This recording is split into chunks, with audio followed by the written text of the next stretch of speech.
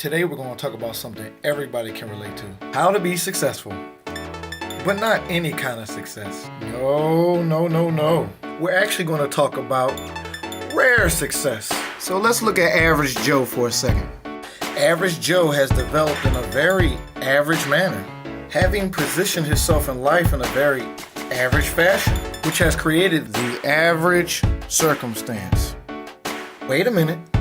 Let's take a second and break down how Average Joe got into an average circumstance. Average Joe could have come from a poor background, a middle-class family, or even a wealthy background. Doesn't really matter. What made Joe average had nothing to do with where he came from. It had everything to do with what he did with the circumstances he was handed. Average Joe listened to everybody around him. His parents, his friends, his co-workers, everybody. And what all of these people thought success measured to, Average Joe thinks success measures to. Hey Joe, in order to be successful, you have to do exactly what I did the way that I did it. Boy, success is whatever they show you on TV. Man, I tried and it didn't work for me, so you should just play it safe. Why would I want you to be more successful than me? And because Average Joe listened to everybody around him, he would only have average success and have average happiness. But let's go back to this diagram for a second. If you have average circumstances, you sit in a pool of 80% of people who are typically average, where you have 10% on top of them and then 10% are rock bottom. Now wait a second. Don't get me wrong. There's nothing wrong with living the average life, going through average circumstances. There is a certain security in average, but it doesn't necessarily mean you're going to be happy either. So when you tell me things like, Yo, I want to be a rapper. I sing like Beyonce. Man, I get paid, but I can't stand going to my job.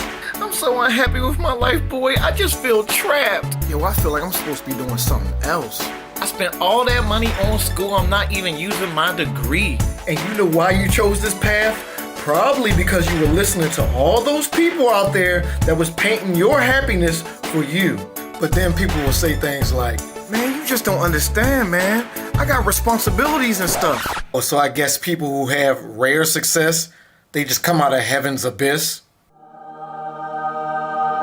Remember, you chose this path. And the average path you chose, it cost you your dreams. Because where you might be an average person with security, there are still those who somehow manage to actually make it on top. But why is that? And this, my friend, is where rare success steps in. Meet Eclectic Eddie. He's a dreamer, he's hopeful, he has passion, and just like Average Joe, he has dreams. But there are a couple things that make Eclectic Ed very different than Average Joe. Eclectic Eddie is not fearful. He's not fearful of taking chances. He's not fearful of failure. And unlike Average Joe, Eclectic Ed doesn't care about what people think about him or his dreams. Eclectic Eddie is a little bit more realistic than Average Joe. He knows that in order to fulfill his dreams and to truly be happy, he can't buy into popular thought. And if Eclectic Eddie really wants any headway, he's going to have to take a chance at some point. Otherwise, he's going to end up in the same category with the other 80% of people who never took a chance in their entire life. And you know what? Eclectic Eddie will eventually get there. It's going to take some time, but he's realistic, so he knows that. And he knows there's no shortcut for his happiness. The moral of this story, if you want to guarantee a chance at real happiness, happiness as you originally imagined it, and not anyone else's definition that they have tried to superimpose on you, you need to change your thought process to something a little less popular. Because last time I checked, 10% isn't a number associated with popularity. And be prepared to go through rare circumstance, which creates rare success. When it comes to humility, I'm the greatest. Oh boy.